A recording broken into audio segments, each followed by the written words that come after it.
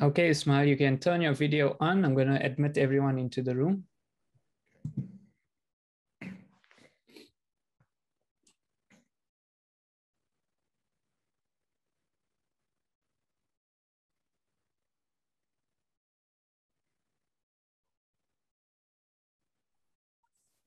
Sorry, my angel. Mom is connected.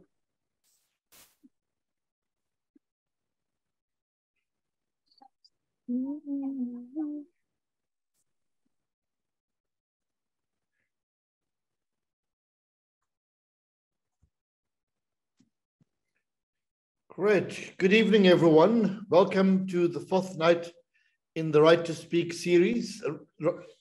Excuse me. We've had the session on branding, marketing, and we've got understanding the funding landscape, and we've done funding. And tonight we're going to be looking at the administration aspects of the work that we do, working in the fields that we work in. My name is Sibahle Khwela. I'm the Director for the Centre for Creative Arts at the UKZN. This evening, I'm with some of my colleagues who are going to share this session with me. And what we will do is we'll try to make it, again, as interactive as possible with feedback, inputs. Please feel free to communicate in the chat session, in the chat room. Sipindile will forward any questions, comments that come to us, and we'll be able to take it forward going from there. At the outset, I want to thank the partners. It's Hear My Voice, who's working along with us as the Centre for Creative Arts, the Stand Foundation, and then, of course, our funders, the Goethe Institute, the French Institute of South Africa, the Wallonie Brussels, and the representation of Flanders. I also want to thank Kakaza Mohari, who's been doing all the logistics and arrangements for this series of workshops. At the end of the workshop this evening, we will have a poll, and we'll be grateful if you are able to complete the poll as well and share your thoughts as we go along. Throughout the session, please feel free to comment in the chat session, and we'll take it from there. I see a few more people coming in, so I'm going to give it just about 30 seconds or a minute, and then we'll start. So I'm going to just switch off my computer for about less than a minute.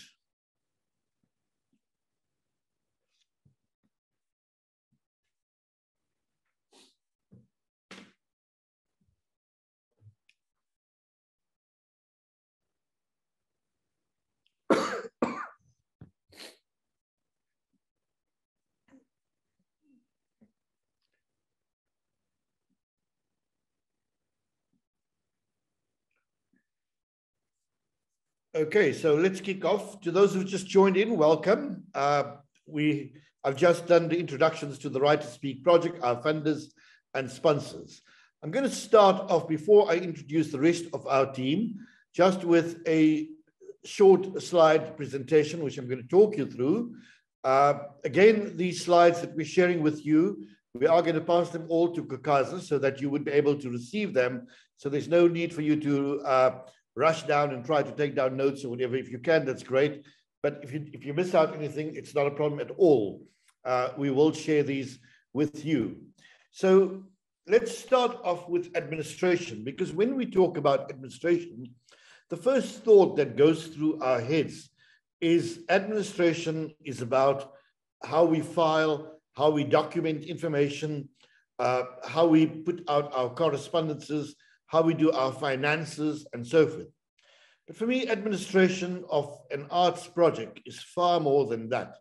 Administration of an arts project, the first principle for me is about how do you constitute your team? How do you put together the team of people you're working with?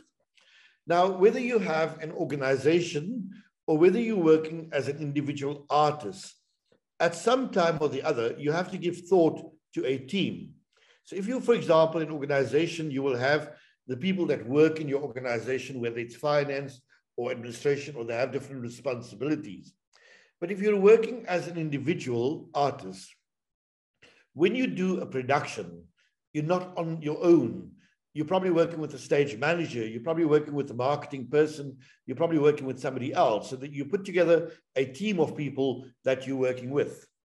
My belief whenever I constitute a team is that you can only stand tall on the shoulders of the people you stand on, or you only look tall. And what I mean by that is that if you employ people or you engage people that are not professionals, or that are not, when I say professionals, I don't mean, having learned or acquired qualifications and so forth, but people who have a professional attitude to work, because they're enthusiastic, they're eager to learn, they want to go. If you engage with people in your team that are professional and enthusiastic and so forth, they end up doing great work. And you, as the leader of that particular project, end up looking even better. Now, throughout my career, I've always believed in the teams that I constitute must be people that I trust, people that I am confident who are able to do things, and people who I can give the leeway and not micromanage them.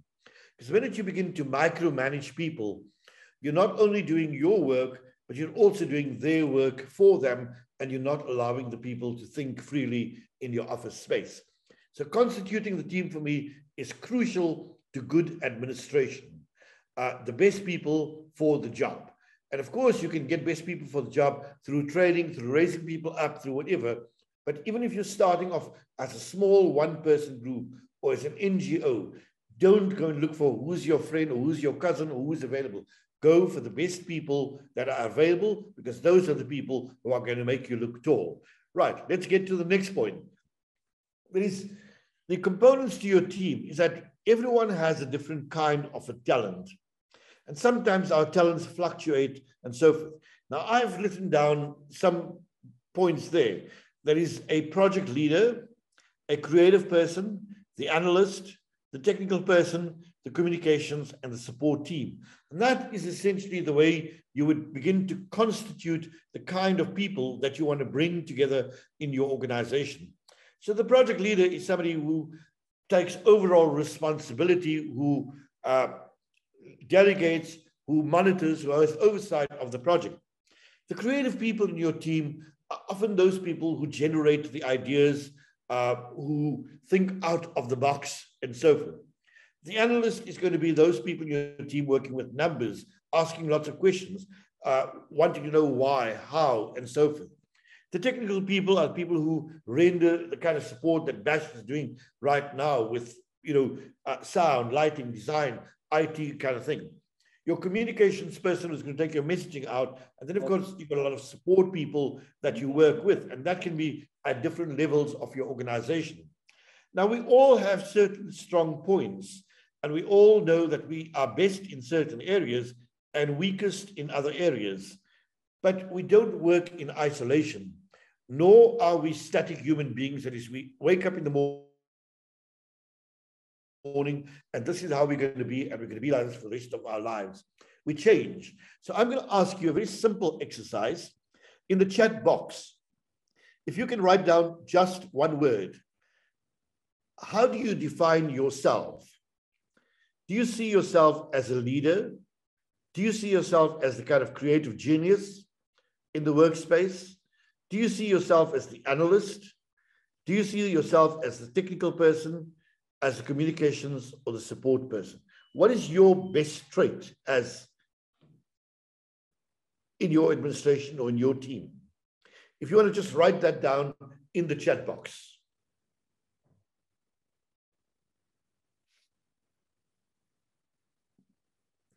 Creative leader, creative leader, creative leader. Kakaza says creative leader. Yep. Project leader. Yep. I see myself as a creative leader. Creative. Any more? Right. As the others are going, let's see what comes up as we go along. Now, the reason I said Kakaza said creative leader and Abongile says creative leader as well is that none of us ever fit into one single box. We may have a strength, but that we all move around into different roles as we take along. So for example, I may be the project leader of the Center for the Creative Arts. But when we do the Poetry Africa Festival, Sibindile becomes the project leader, and she heads that. I would then take on a different role. I would become the analyst. I would be the one asking the questions. Have you thought of the budget? Have you thought of this? Is that going to work like this? And all those kind of things. Who in our office takes on the other roles? So Senamile will be working alongside with finance in a supportive role. Bash will be working with IT in communications. Sibahle will be working in maybe a support role, assisting with different kinds of things. So what we need to understand is we need to know what is the best trait that we have in that section, but we never stand only on one side. We can be a combination. In one project, I can be the project leader. In the next project, I can be the creative person. But also in a single project, I can be a combination of two. I can be creative and analytical at the same time, because there's nothing like you can't do this because it's right brain and you can't do that because it's left brain. You can do both. You can question and you can work creatively and so forth. And I think what we constantly need to do in our administration of the work that we do for every single project, whether you're going to appear as a solo poet in somebody's festival or whether you run your organization, is to ask yourself, in this project, what role am I taking? Am I taking the creative role, where I'm going to be leading with the ideas and the bright sparks and kind of thing? Am I playing the project manager role, which is overall, I'm going to be responsible for oversight? Am I being the technical person, or is my responsibility communication, or is it support?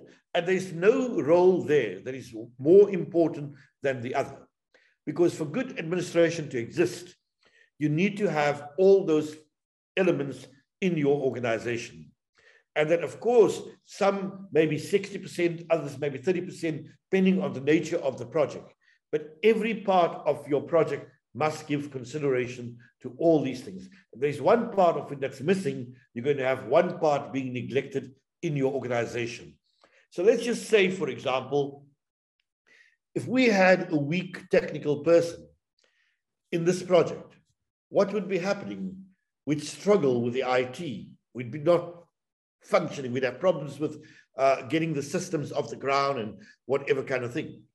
If we had a bad communications person in there, you'd be sent wrong information and whatever kind of thing. So your entire team must be quite strong.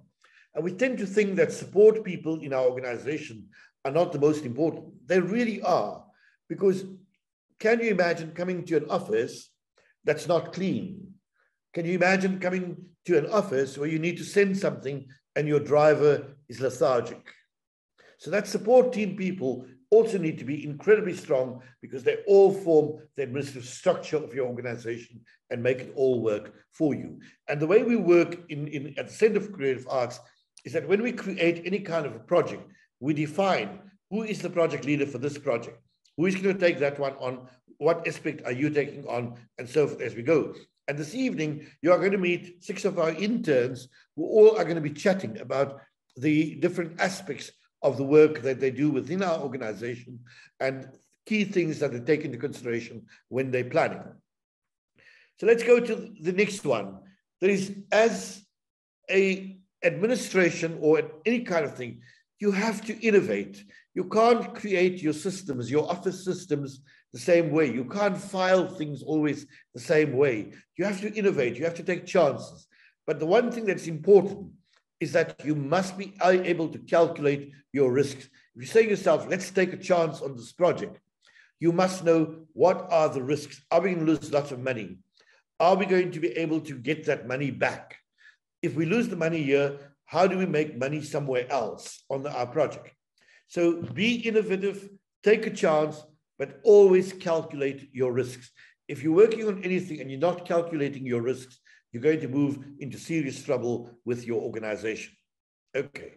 Also, work with targets. Whether it's we need to make sure that all our artists are paid by the 15th of the month. Work with that target. Be performance-based. Make sure that everyone who has to contribute towards artists being paid on the 15th is doing their work. And if they're not doing their work, they're messing up your organization. right? So what you need to do is that you constantly, as an organization, you need to review, you need to praise, you need to orientate. If you're checking and you're reviewing and so forth, you go like, hey, that's great, you're doing a great job, wonderful. But you find that somebody's struggling, what do? You don't throw them out. You go, what skills do we need to give you? What support systems do we need to give you in order to make that work? And then you go, let's shift and see how things happen. And of course, when somebody's really messing up and so forth and becoming a liability to the organization, then you can't keep just upskilling and so forth. You have to take a decision at some point and say, listen, this is not working, out you go, kind of thing. You have to be, it's a business, at any time, the kind of work that we're doing, okay? The most important thing in any kind of an organization, and this is crucial to administration, is clear communication. Whether you do this by WhatsApps and WhatsApp groups, whether you do this through emails, whether you do this through a weekly meeting, you must be able to communicate. And everyone must get the same message all the time, right? You constantly inform. As a team, you may have certain knowledge, you may know certain things. You share that with the rest of your team. You must be able to confirm, did everyone receive that email? Did everyone receive that document? Did everyone get that memo? You must be able to remind people, hey guys, by next week, remember we need to have the following as targets. We need to file our report with a funder. We need to be able to submit a proposal by this particular time. Don't take anything for granted. If you're unsure in an administrative environment, you ask. And you ask until you get the answer that you want. And that you have to stay up to date. You have to use the systems that are constantly upgrading. There's times you simply say, step aside, where you feel, I can't cope with this, or I'm not working with this, and you step aside and you let the rest of your team know. Because if you're constantly going to be dropping the ball, it means the entire project is going to collapse at some point or the other. Right.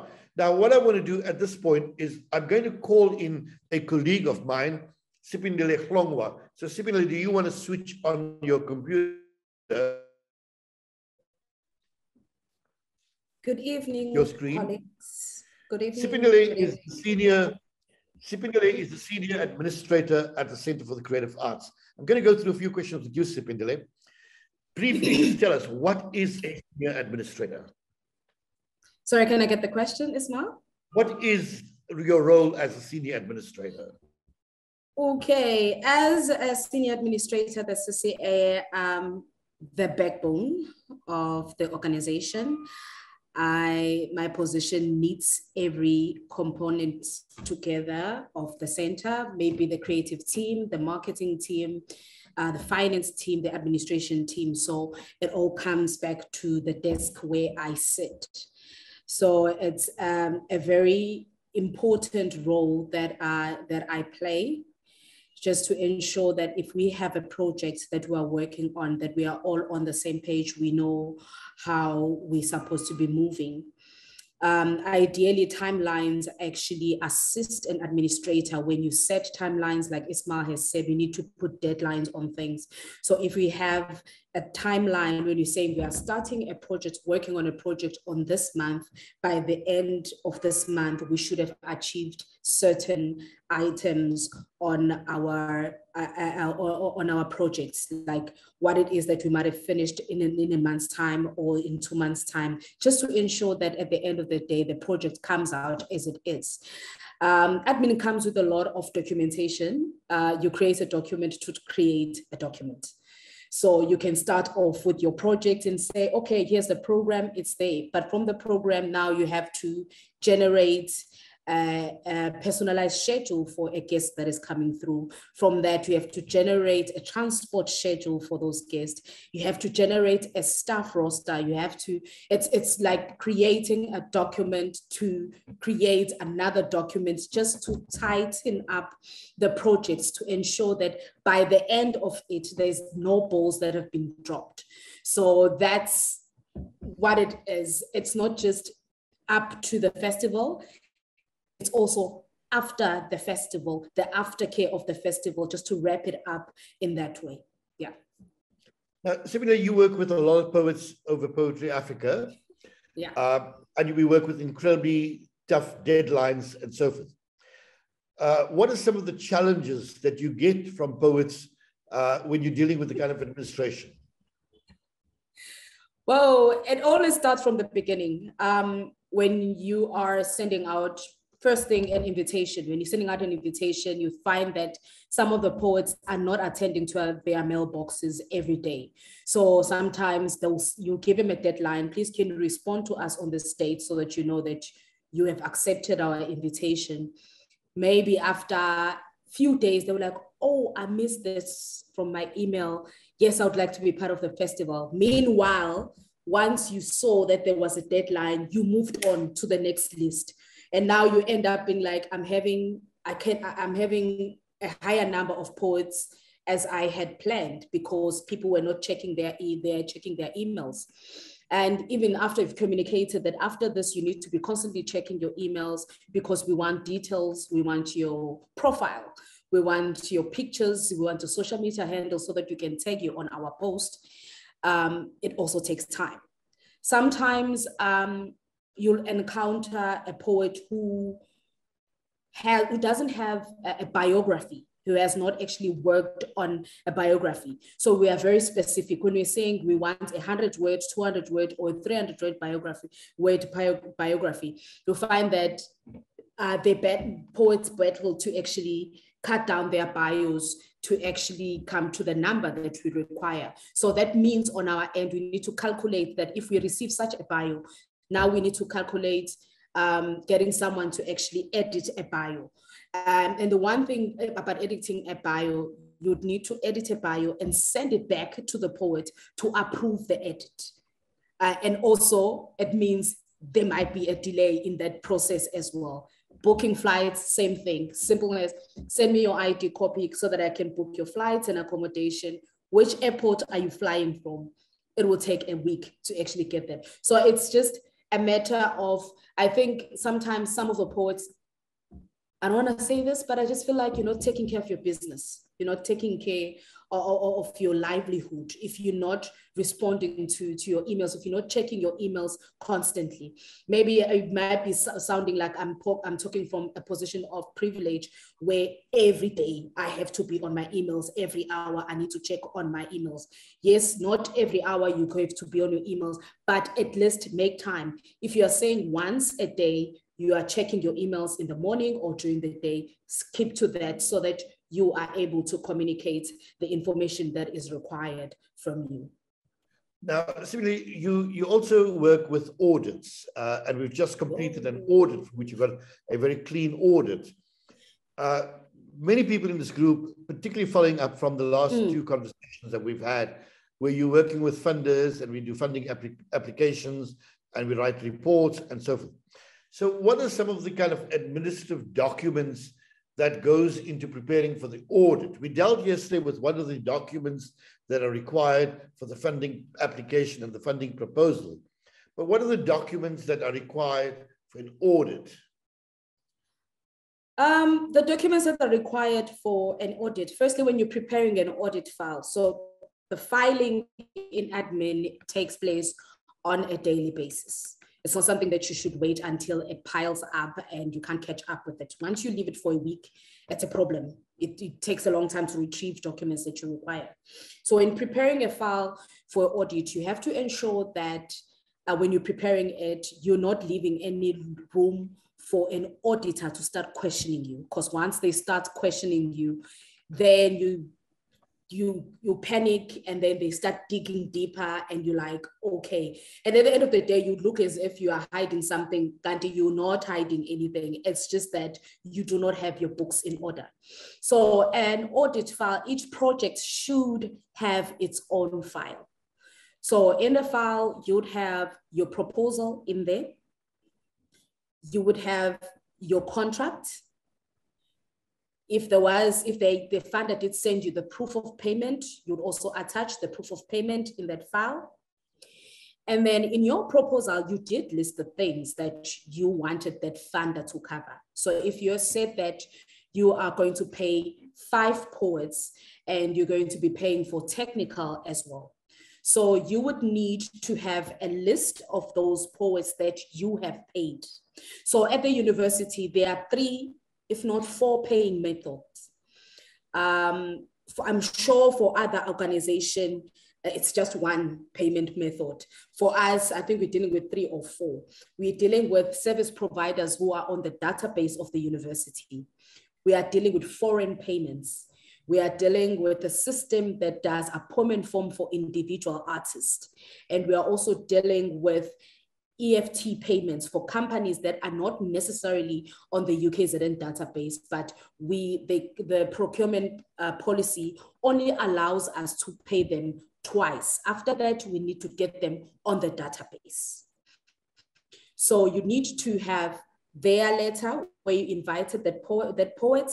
You need to attach their response in agreeing. If there's a contract that you have signed with the poet, you attach that they have agreed, they've signed, that they were part of the project. You attach the paperwork that you have prepared, whether it's Forex, individual payment, or the company payment, EFT payment. You have to attach that.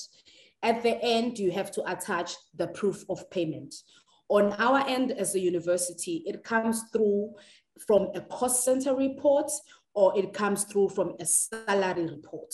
So each artist, when you're preparing, let's say you said you employed Ismail Mohammed for poetry, so you'd have his invitation, the contract, the paperwork, the application, the forms that he filled in for his payment, and then you attach the proof of payment that the money indeed went through to his account.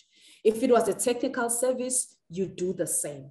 So how you ensemble the file, it needs to have a contents page where it really states person 1 is Ismail Mohammed, Tagaza, person 2, 3, and you list them in that order. So in all the paperwork, you just give, when we're coming to a folder that speaks about Tagaza or Ismail, we just give it a number and say Ismail is number 1. So when an auditor looks at the contents page, we'll see this is Ismail.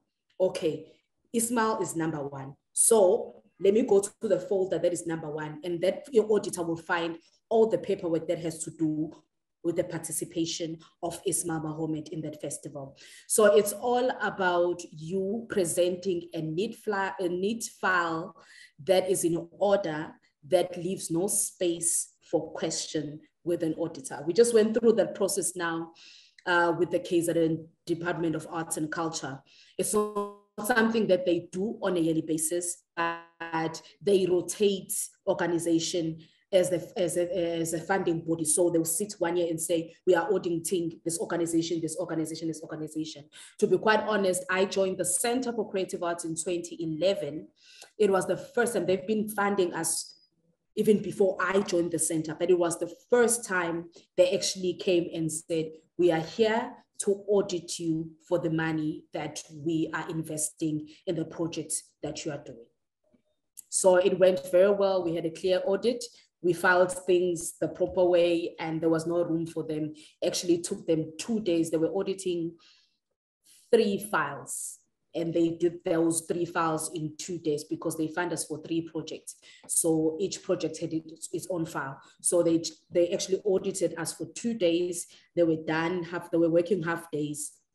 We can just say it was 1 day because they were working from 9 until 12 in the afternoon. So we can just file it as 1 day.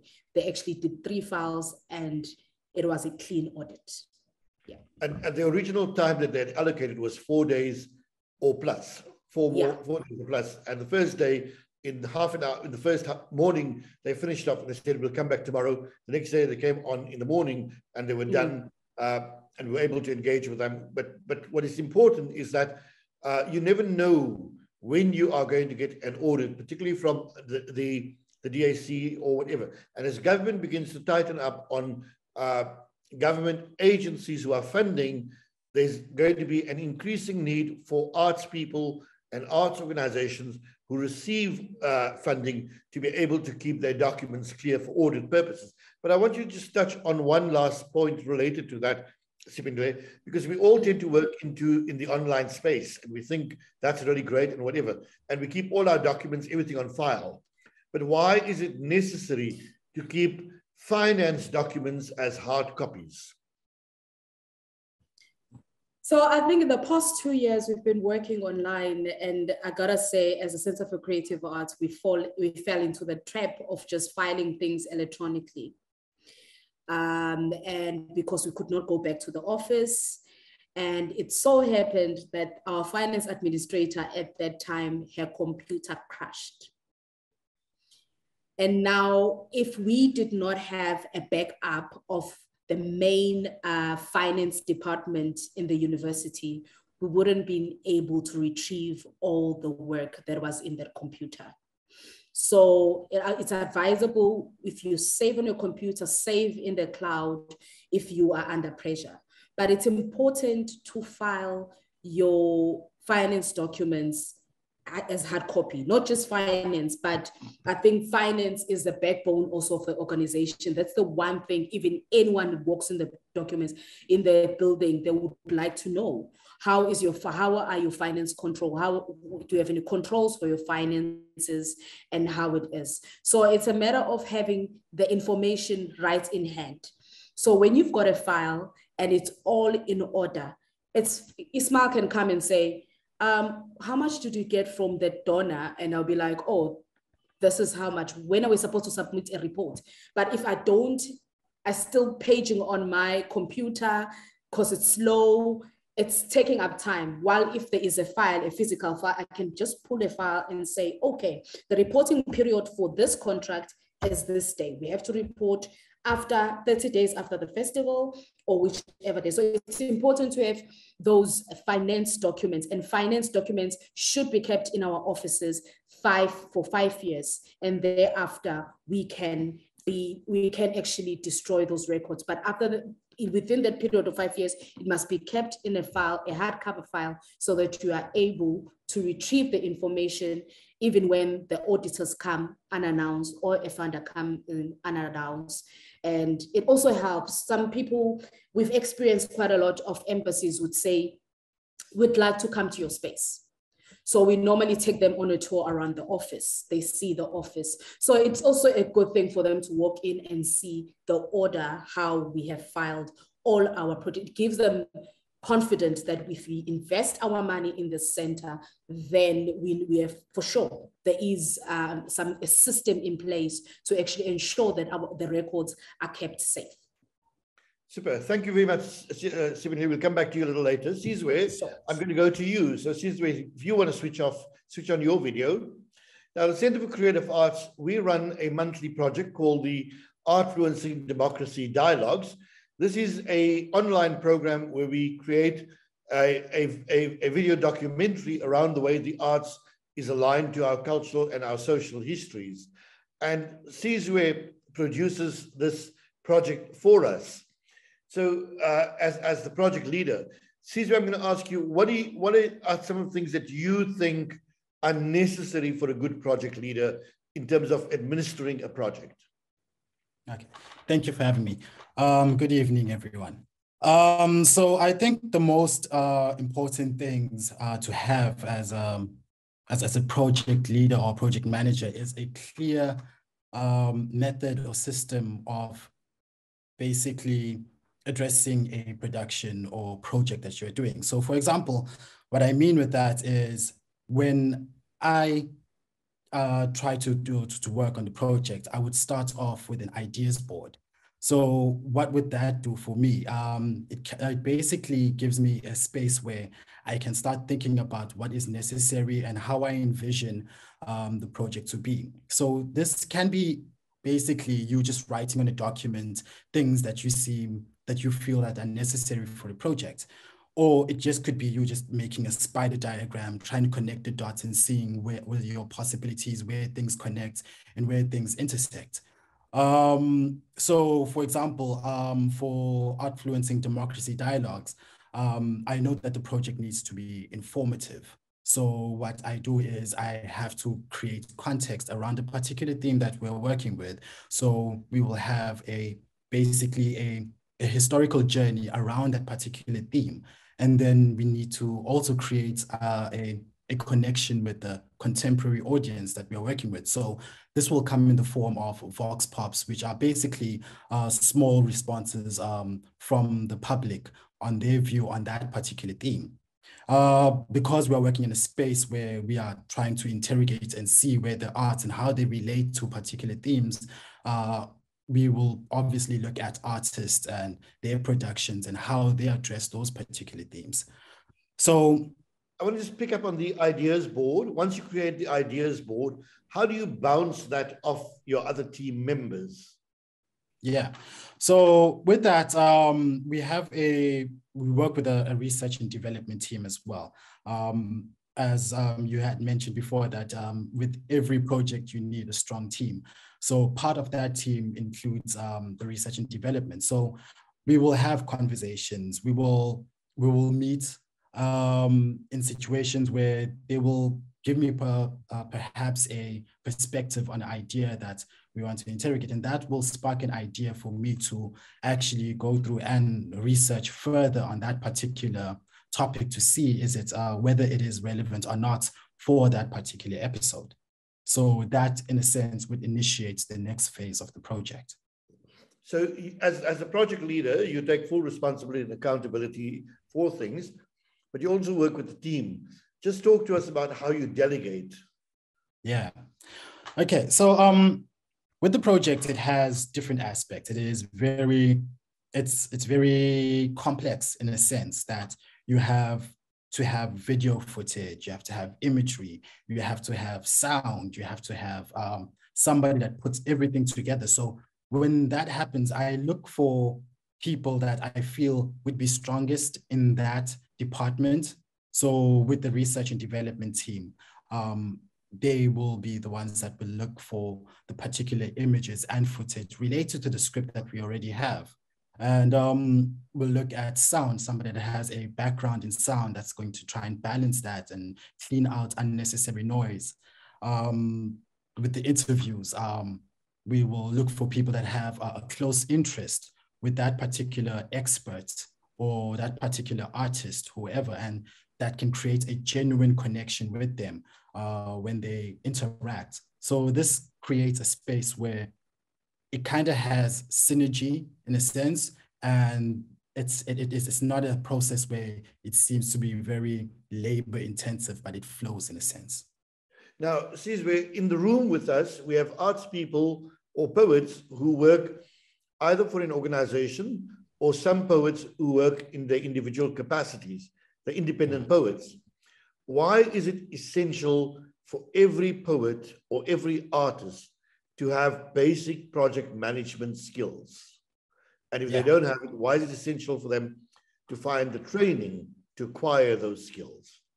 Yeah. So how can I put this easily? So with every project, there is always a beginning, a middle, and an end. And it is important to understand that flow. So for instance, you can't just go right to the end of a project and expect to achieve a result on time or a result that you expected because you have already created conflict for yourself. So basically, you're working against yourself. So for example, you would have to start considering your project cycle, where you would initiate the project and go through a process where you plan, and then you go through a process where you execute, and then monitor everything that you have done, or in a sense, try to control and see if everything is going according to plan. And if everything is going according to plan, you can finally move on to a state where you close the project or do a handover or do your performance or whatever it is, the type of project that you're working with. And additionally, what this does for you is it helps you work out a timeline that you can actually stick to, because you know that you're spending too much time initiating and you are running out of time for the deadline that you have set for yourself. So, yeah. Super. Thank you, Sizwe. If you do have any questions for Sizwe, please add it to the chat and we'll come back to those questions as we go along. So I'm going to ask Bash to put on his camera. Bash works on the technical aspects for us, but he also works on the editing aspects and so forth. Bash, I want to start off the first question with you, is that once Sizwe has conceptualized, developed, taken the ideas board, delegated and whatever, you have to take all of that and you have to turn that into a creative piece of work. Why is it important that the collaboration between you and Sizwe has to be such that you're sharing the same headspace in some way? You may have your own approaches to doing things, but why is it important to share the same headspace around what needs to be achieved as the end product? Yeah, so ultimately, the vision, the dream lies with the producer. Sizwe will have the idea, he'll know what he wants, and he'll need it refined by me. So, for example, he needs to do this right to speak workshop. He'll say, okay, we're getting Ismail, we're getting Philile. Now we need to put them together. Who's going to go first? Okay, I decide Ismail will go first. Okay, Bash, I want you to put Ismail's video first, and then I want you to bring Philile's video first. So he's basically the spotter and I'm the sniper. He tells me where he points and then I'll shoot. He'll lay out a target and then I'll reach the target. It's very important to sit down and discuss, because I can take a video and turn it into something completely different. To me, it's amazing. To Sizwe, it's nonsense. It doesn't make sense. So that's where he'll come in and say, look, don't use this picture, use this video, don't use that audio, use this audio. And it's a very close relationship. At times you'll feel like it's far apart, because he starts off with R&D, doing all the research, getting the mood boards, the ideas and storyboards and script ready. And then eventually it comes to me to bring the final product. So it's like 11 o'clock and 1 o'clock. They're far apart, but they're very close. So just that importance, like for example, a couple of months ago, we sat at Suncoast Krispy Kreme Donuts, and we just went in through the entire episode from A to B, checked all the assets, and worked out an episode. That was the Africa Month episode. Super. Bash, now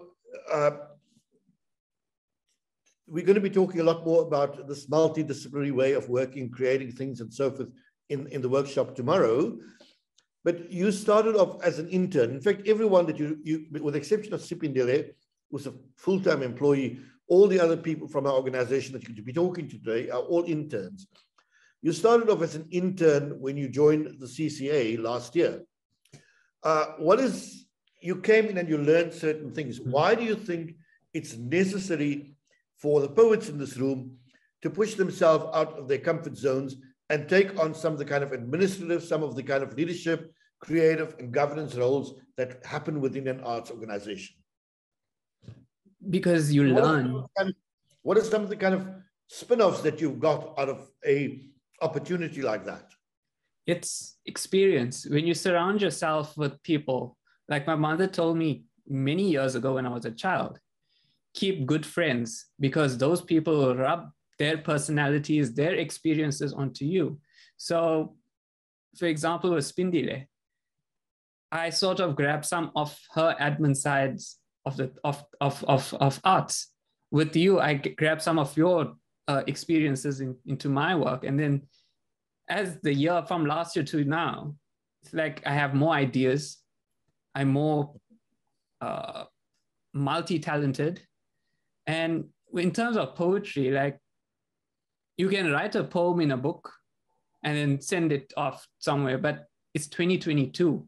If a poet comes and sits with me, I could perhaps tell them how to digitize their poet, turn it into a video, turn it into a full-on like production where you can have people enact the poem. You could have a short poem could turn into something huge. Like if you just spend time with other people, you could find you didn't even have, you discover ideas you thought you never could have had. And I think it's really important to work with good people. I want to get to one of the aspects of the work that you do. You work very closely with the festival's marketing officer or marketing representative and so forth. But there's a great deal of administration that happens behind the scenes when you're doing marketing and so forth. Do you want to talk about some of that? There's a lot to talk about. Quite a bit to talk about. So initially, I started off doing web design. So our marketing person will just say, hey, here's a poster, here's a press release, put it on the website. Today, I put stuff on the website, I put posters on the website, I put posts on Facebook. I do full workshops online, stream it to Facebook and YouTube. I'm doing this workshop now. You learn how to do wordings for your posts on Facebook, for example. You understand copyright because there's certain things you can't do. With marketing, the marketing person showed me ways to change your aspect, to change your idea, to make it suit your target audience. An example that comes to mind is the Durban International Film trailer. When I made it, it was this insanely fantastic hype package. I don't think I have it, so I can't play it for you. But when she saw it, she was like, no, you need to change the song because this does not go with our marketing strategy. You're going to have to tone down that hype and make it more, make it to resonate with our audience. So the marketing behind what I do is, like, I can't explain it so well. That's fine. Let's keep it there. Thanks, Bash. I'm going to go to Philile. Philile, if you want to switch on your screen, please. Philile has been on representing the Center for Creative Arts on tour when we took a production to Nelson Mandela Bay, but she's also worked on a festival that we presented in Umgeni out of our town, and she's presented coordinated the Durban International Film Festival, the outreach programs at various centers. Now, Philile, when you're working with all these outreach places where you're taking work to and so forth, what are some of the kind of administrative tools that you have when you're planning a tour for an artist? Hi, everyone. Thank you for having me. I think the most important thing to do as a coordinator is to make sure you create a sustainable communication with the organization that you are taking the artist to. So you have to make sure that you are the contact person, and then you meet the contact person for that said organization, and you treat them with respect and always be professional. You need to be in constant communication with them. So you need to make sure that you always communicate like small changes. If you're changing maybe the situation with the visits, you need to always make sure that you communicate those changes with them. Don't go silent for a long time, because people tend to think if you are silent, maybe there are some problems and maybe you've changed things or whatever. They assume things. So you need to make sure they don't assume things. You need to be proactive as a coordinator. So, and don't be scared to do follow-ups, because some people are not really into checking their emails. So you need to make sure that you follow up, you remind them for confirmation and whatsoever. And you need to make sure that you communicate the logistics of the visits. You need to communicate that effectively. You need to tell them what kind of a visit is it, what do they need to prepare, and you need to make sure that the artist knows what they are coming into. You need to prepare their transport if that is a thing that you want to do, and you need to know what are the objectives of the center and of the objectives of the artist. I think that's one of the important things as a coordinator. Now, Philile, you're just putting together a program where you're working with schools, and what are some of the things that you do when you're working with schools? I'm talking about the kind of taking into consideration the administrative planning that you would do when you're taking an artist, a poet, to a school. I think that is where you need to know the objective of the center. Then you need to know, because at the Center for Creative Arts, the objective is to make sure that we bridge the gap between our artists and their audiences. And we need to make sure that the art reaches the outskirts and the disadvantaged communities. So in doing that, you need to make sure that that you tell them what is your objective. You need to make sure that they understand what you need from them and what is the aim and the output of the work that you are putting into that visit and everything. And you need to make sure that you communicate that with the artist, because I remember there was this school that I was trying to put on our list, and their contact person told me that they are a Christian school, so they need the poets to be like a bit conservative. So I needed to let them know that we can do that. And also when I go back and communicate with the artist, I need to let them know that, okay, when you go to the school, you need to you need to consider the fact that they are a Christian school. You need to put that into mind when you're doing your workshop or your performance. Yeah. Super, great. Just a last question for you, Philile. Yes. When you say you need to communicate, what do you do? Do you have a WhatsApp group? Do you have emails? What is the systems that you use, particularly when you're on tour with poets? Or first and foremost, you need to be professional. So the most professional way of communication is by email. You need to first get into their email, because if you just go on WhatsApp and you WhatsApp them and then you tell them everything on WhatsApp, they may think that you are infringing on their spaces, or you are not professional, because it's not a professional method yet using WhatsApp. So I think the first thing you need to do is write an email to them, and then after you've communicated through emails, and then you make them understand that maybe you need to get their number, so that whenever you go to that school, you communicate them, you can call them, let them know that maybe you've encountered some challenges on the way going to the center or the school, and then you need them to let them know that, oh, we are running late, or we've encountered some circumstances that are going to inhibit us from getting there on time. Those things, Jay, those minor things, you need to communicate them via phone calls. So if you've passed through the email communicating via emails, then you can get their number and then communicate via that. I think, yeah, that's the way to approach it. Your initial emails, your initial correspondences are by emails, because that also forms the paper trail, and it also begins to add to the contract and so forth. And then once you have a rapport, you begin to go with creating a WhatsApp group for everyone that's on tour, and everyone's numbers on there, and that becomes the point at which you're exchanging information. But also you quite monitor that WhatsApp group is not just a place for sharing jokes or whatever. It's like a focused group that when it buzzes, everyone does know they're going to have a serious message in there that they need to take careful attention to. Right. I'm going to go to Sibahle, but thank you very much, Philile. Thank you for having me. Super, thank you. Sibahle, let's go to you. Now, Sibahle worked on the Time of the Writer Festival as literally just thrown in when she joined us as an intern and so forth, and you had to deal with more than 100 writers. Tell us some of the administrative things that you needed to do in order to make smooth participation for writers.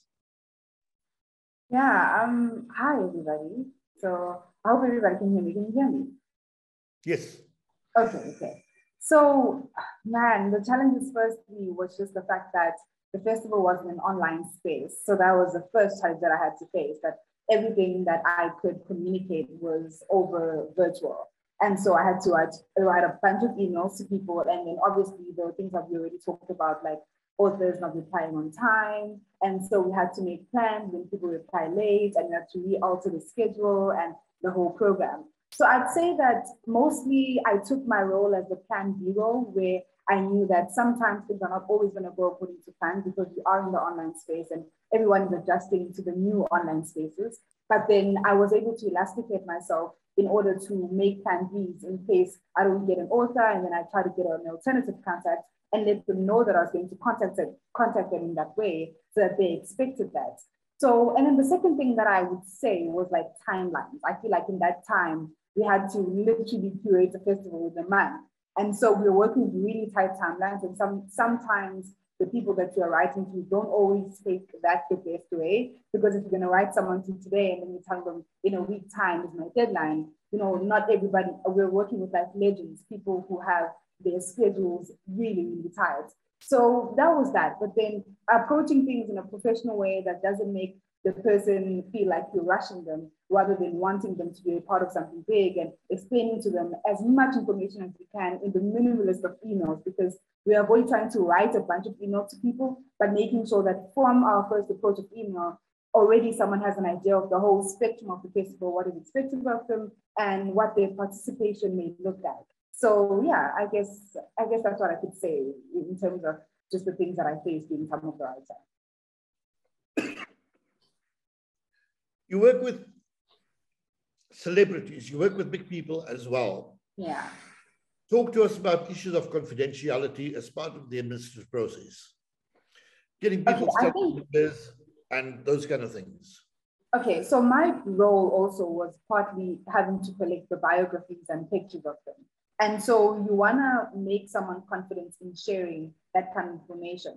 And in part of my writing and correspondence to them was having to ask for their contact numbers. Now, most of that comes from a point of discipline for myself as well, to not exploit that, which is to make sure that you do not share that with your friends, you know, because, you know, it's, say for instance, you're working with a legend like Fred Khumalo, and then you have to, you can't just share their contacts. You can expose and say that maybe you're working and these are their socials, because they do give us their socials as well, which are a general for the public to be able to access them on the social media, where people are then able to approach them there. But in terms of their confidential information, you have to make sure that that is a private thing between you and the author, as well as also not contacting the author for means that are outside of the festival. So during the festival time, I would not be able to contact the author for my personal thing. If I'm saying, okay, I'm asking for a favor, can I do a personal thing? Because that then sort of hinders the relationship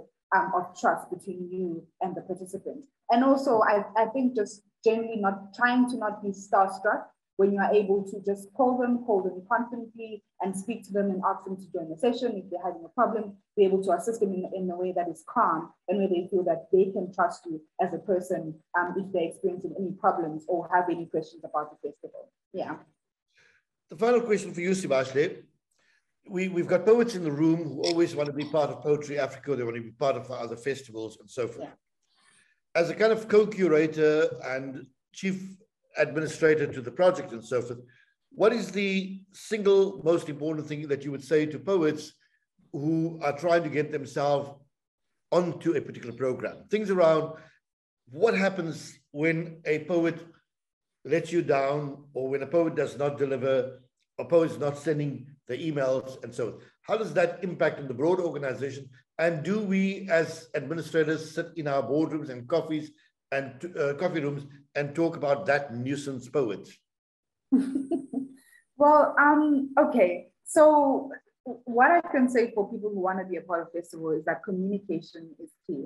And as Philile has already mentioned, and everyone else in the room, that just communicating the minimum things, like if you were delayed for your flight, you have to say stuff like that so that we are able to, I guess, make a way to be able to make the most fluid way in which we can find a solution. Another thing that I would say is because I think when we don't get communication, it affects all of our other systems, because it's not just the system of the festival, there's a system of guest relations in which even for part of the Durban International Film Festival I was part of. So you affect it's a ripple effect on other structures of the festival. It's not just that as a program, there's logistics, there is the hospitality of it all, there's guest relations, there are packs that we plan for our participants. And so I'd say for anyone who wants to be a part of the festival, be willing to communicate and also receive a lot of communication, because also on our side, a lot of things change because of other people as well. And in terms of how we approach things in the boardroom, we don't really call people nuisance, but then we do kind of, as I said, I think being part of the glue role in any festival, I think we always try our best to make a plan B, but it is always the easiest if our artists are going to communicate effectively with us so that we know beforehand, so that we are able to make other plans as well. Because yeah, there's always a plan to be made. There's always a plan to be made. Yeah. Super, great. I'm going to thank you very much, Sibahle. I'm going to go to Senamile. Senamile works in our finance office. So if you've been on a festival, you've probably heard from of the past year, this past year. Senamile, I'm not sure if your screen is working, your video. Ah, there you are. That's great. So Senamile, let's deal with the administrative aspects of finances that you deal with. What are some of the kind of administrative aspects of finances that you deal with and you think that poets need to know? Hi, everyone. Thank you for having me. Well, some of the aspects is actually just communicating, because most of the time we communicate with people.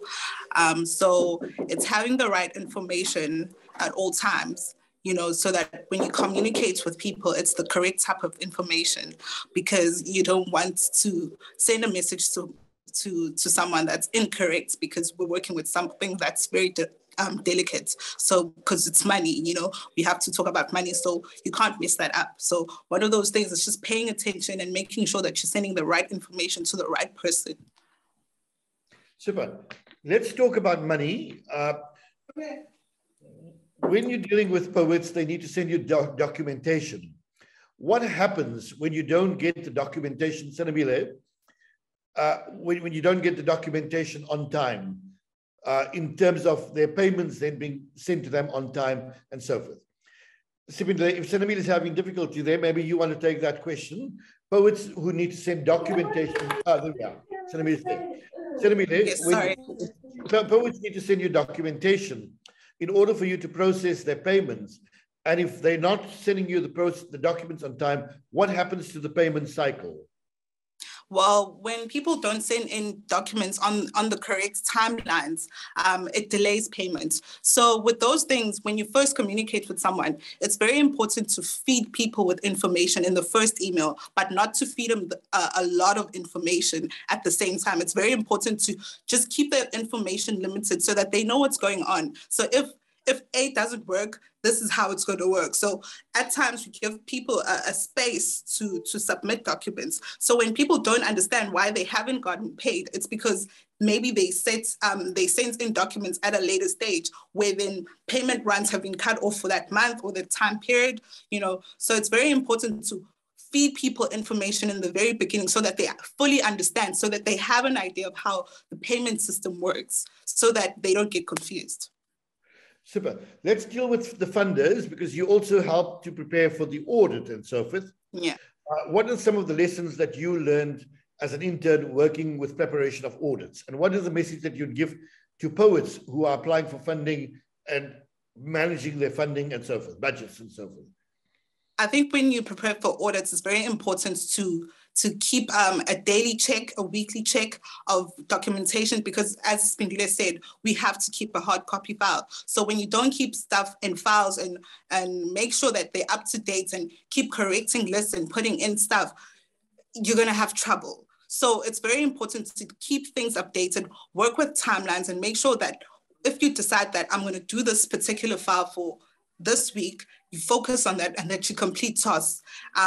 For people who are going for funders, I think that the CCA works with a lot of great funders, but then it's very important for people to go for it, because people are interested in investing in anything that's really creative and innovative. So it's just go for it, because we see a lot of things when we read the reports, we see how Ismail and Isiphindile write these reports. So it's quite important for you guys to show, because when they write the reports, they're very passionate and they're very inclusive, and they're really good, basically, which is why we have people funding us. So when you write reports, make sure that you're very thorough, because they want that in return. Because once they've given you the money, you have to show that how much work was put in, and how much you have to make a claim, basically, to what you were doing. Super. Senamile, thank you very much for that. I'm going to go back to Isiphindile in rounding off. But I think what you've heard from us today, because very often when we hear the word administration within an arts organization, we think of it, the paperwork, the filing, the budget writing, and all of that. Administration, an effective administration or a management system within an arts organization is really based on communication, on good communication, effective communication, everyone knowing what each person does, each person knowing what the other person's role is, and how do you begin to support that particular role. And as Sizwe mentioned, you need to know what the spider web looks like. You need to know how my work intersects with your work, and your work intersects with the next person's work, and so forth. So you'll notice that, you know, we're sitting with 5 young people who seem very, very confident, but these are 5 young people who started work with us in January on a 1-year internship program. But what we've done is that we've allowed them to be able to take a lead with certain things, because it comes to what I started off with. You are only as tall as the giants on whose shoulders you stand. So if we're to take people that were not confident, that were not shaky or whatever, we would not be able to trust them to own the job and to make it easy. So the poets that we work with within our organization know that they will be serviced incredibly well, because the people that are taking care of them are passionate, they know what they're doing, they're accountable. But key thing, I'm going to ask Sibahle to talk to this as well, is that in every organization, sometimes we make errors, we make a mistake in the administration. What's the most important thing when a mistake happens in administration, Sibahle? You don't have to give an example, but just tell us. Oh my God. So when you make an error, guys, because you're working in a team, it's a general thing. If you're working in a team, if you've made a boo-boo, own up to it. Just say that I made a boo-boo. Be honest rather than covering it up, because the more you cover up, more damage is happening to the project. So I don't have to give an example. It has happened, but as an outsider, you wouldn't know. But it does happen because we're working under pressure sometimes, and it's a lot of things. You're juggling quite a lot of things at the same time. That's another benefit of being an arts administrator, that you learn to multitask, but you grow that skill on project to project. So it's important that you work well with your team. You actually know their weakness and their strong points, and you know what it is. How are you supposed to communicate? So if you have made a mistake in a team working towards a project, you need to come out and say, here's a mistake that I've made, so that team members can come in and assist and come up with solution with the problem that you have encountered. So the most important thing is communication. Yeah. Communication is crucial. And I'm going to push that question a little more, Sibahle, because when I joined the CCA, we were all working online, so we didn't even know each other in some ways. And there was a finger trouble to a little small thing. But you were incredibly worried about that. You didn't know what to do. Right. What was the responses? How did you deal with that? How do you deal with crisis when crisis arises? I gotta say, people, like, I've worked with Ismail from 2020 online. So it's like, I knew him. I was getting to know how he's working, his management style and everything. So when that incident happened, I was like, I don't know how he's going to react, especially when you're working with someone who truly trusts you and knows that you are able to put your best foot forward. So when that incident happened, I just was like, should I be even speaking to Ismail now? I don't know what I'm gonna do. But he eventually, I was like, okay, this is what happened. And he did not even shout, because shouting doesn't help at all. It's not going to change the mistake that has been made. But how then do we ensure that in the future we don't encounter the same problem? So I think it helps the relationship that you are building with your team, that it's something that you build on a daily basis. And it's easier for the team to communicate with each other. So that's the one thing that if you did something, own up to it. And whoever is is receiving those news must be also calm at all time and just give you comfort and just know that it was a mistake. You wouldn't have done it intentionally. So we all humans, we make mistakes, but it's that thing of just having a relationship with your team member and being there as a support, not as a judge. It's not as a judge. Yeah. Super.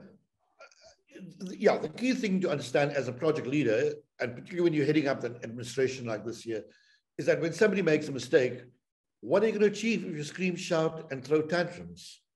You could achieve so much more if you simply say, what caused the problem? What's the consequences of that problem? How do we fix it up? And what do we put into place to ensure that that problem will never remedy itself or repeat itself again? And I think that's crucial. I think key thing for us is you have to begin to, it's like a jigsaw puzzle. One person in the administration must fit into the next person, and that person fits into the next person, like a jigsaw puzzle. And I think, you know, when you're able to establish that, you'll be able to have a smooth administration. But I want to go to a question that is from Nondumiso Prosperity Mazibuko. She says, I would like to know the work that happens around marketing strategies. Do we as an organization need a separate department that deals directly with marketing? Now, I'm going to answer that question and let Sibahle talk to that as well, because we use multiple approaches with that. When you create as an artist and you're working as an individual artist, of course, you have limited resources. So sometimes you would do things on your own and you'd market and you do performances and you do administration and you do writing of proposals and you do whatever. But I've learned throughout my career, in the early years of my career, that there's so much I can do. But if I do find the right people to build around me, then they're going to take on some of those responsibilities and I'll have the time to do the kind of things I'm passionate about. So likewise, if you are an individual artist, ask yourself the question, do I have some resources to put to a marketing person to help me build a profile, to write me a CV, to take the right kinds of photographs for me, to be able to make sure that the profile I have is going to be the right kind? So yes, if you have the resources, think about that. If you don't have the resources, ask yourself, are there NGOs that offer that kind of support? Because they are available. You just need to do some searching on the internet and you will be able to find them. But when you have an organization that can develop a marketing team, and we use two systems. One, we engage an external marketing company to do our festivals for us. But that's focused around our festivals. Like Time of the Writer will have its own marketing person, Poetry Africa will have its own marketing person, Artfluence will have its own marketing person, and so forth as well. But throughout the year, we allocate people within our team who will manage our Facebook pages as marketing. And that too is crucial because it's about how do we constantly keep the page alive and keep ourselves on people's radar? Because when you stop marketing yourself, you are going to fizzle out, you are going to disappear. And if you begin to look at some of the poets that are really making it big in South Africa, let's take, for example, Lebo Mashile. You heard from Lebo Mashile earlier this week, right? And we know that Lebo Mashile is visible, she's there, up front. But Lebo Mashile didn't just come like that. Lebo Mashile thought very carefully about the brand that she wants to create for herself. What is she going to say that's going to profile that brand? When we as a team work with her as a poet, and we say, Lebo, we need photographs for a journal, it's there, spot on, immediate, she knows it, she sends it. But she also would ask the questions, what is the kind of publication? Is it online, is it print, or whatever? So if you can afford a marketing person, yes, go for it. If you can develop a talent pool within your organization to have two people whose sheer focus is around marketing, develop that. If you're an individual artist working on your own, ask yourself the question, I am only as visible as my brand. So how much time am I going to put in a week to sell myself? How much time am I going to put in a week to sell myself? Can you find 2 hours during the week, which are very focused, and you're asking yourself the question, how am I going to communicate with my audience this week? What do I want my audience to know about me this week? When the audience wakes up in the morning and gets to my Facebook page, what is it the first thing that they're going to see? And so yes, you don't need to be having a big organization behind you. You can be an individual poet working on your own, but you must be able to create your brand that communicates for you and markets you and sells you. Does that help you to be so? Super. Thank you very much to Vusi for your comments. Thank you very much for Kakaza for your comments. Abongile, we see your question. What is your standing on arts bodies, SIFSA, as a representative body of artists? Our position as a CCA is quite clear around all arts organizations. We are respectful of all arts organizations. We choose the organizations we want to work with, and we are cautious about the organizations that we're not yet ready to work with. But we discuss that amongst ourselves, myself and Sibahle and other team members, and we make sure that whoever we associate with is aligned to the values with which we work. Our doors remain open all the time, so we constantly engage with whoever comes in with different levels. Now, Letu has put up something on the notice board, which is great. And I really like what I'm seeing, because it's this kind of sharing of information that we talk about. And I'll give you an example just before we round off. Letu says, here are some of the doors you can knock at with your proposals when in need of funding. National Arts Council, Arts, Craft and Design. They even offer bursaries. National Heritage Council, focus mostly on cultural events. Business Arts South Africa, Corporate Arts, Arts and Culture Trust, Vodacom Foundation, National Lottery Commission, MTN Foundation, FNB, National Youth Development Agency. Now, what Letu has done is incredibly important for us to note, because very often when we work in the arts sector, whatever information we get, we sometimes tend to keep it very close to our chests. And we go like, I'm not going to share this. And I learned something very important in the early part of my career. Some of you may know the Handspring Puppet Company. These guys who did War Horse. They lived in Joburg in Kensington. And I went to visit them at their home studio in my very early part of the career and asked them questions around funding. And what Basil did at the time is he opened the file and he said, here's all the information you need. I was like, whoa, that's a hell of a lot. But it's not about how you give, what you can give people all the information. Like Letu has just given us incredibly valuable information. But it's what do you do to process that information? What are you going to do to process that information? So when you're getting this thing from Letu, are you going National Heritage Council? Are you going to go to their website and check them out? Are you going to add them to your database? Are you going to make sure they know about your work? What are you going to do to put yourself on the radar? And only when you begin to process and you begin to develop, then that list becomes incredibly useful for you. So what she's given you is an asset. What you need to take that and personalize it for yourself. Now, what I do is that when I was the National Arts Festival director, I would go to concerts and I'd go to shows and whatever, and I would turn to see who are the various partners to this particular project. And I would then try to find out more about that partner, a little more, and begin to ask the question, how can you and us partner? It's not always about asking for funding.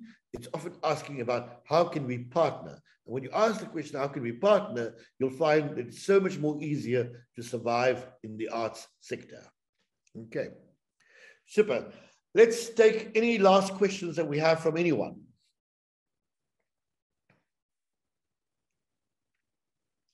None? Super. So once again, thank you to all of you for being part of the session. Tomorrow, we do the final session from the CCA, which is around creating mixed media work. And Karen Ijumba, who's worked with us on creating a documentary last year, The Poetics of Transformation, will talk you through the processes. She'll talk around issues around copyrights and around intellectual property. She'll talk to you about where you can source information for multimedia work. and whatever. We hope you found these 3 sessions from us useful and that you will join us tomorrow. We know it's a weekend, but once again, thank you very much to all of you. Thank you to Kakaza for putting it all together. Thank you for Bash working behind the scenes. To our interns, thank you for sharing with us.